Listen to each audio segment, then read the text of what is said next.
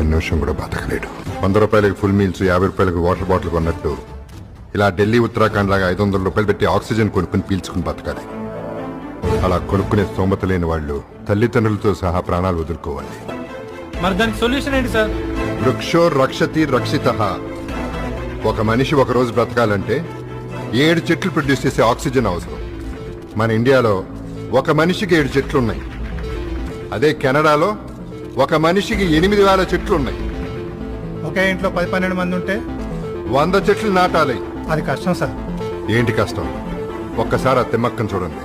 107 సంవత్సరాలుగా క్వారీలో కూలీ పని చేసుకునే మనిషి 40 ఏళ్ల నుంచి మొక్కలు నాటడం మొదలుపెట్టింది. మొక్కలతో ఆ రోడ్డుని నిర్మించింది.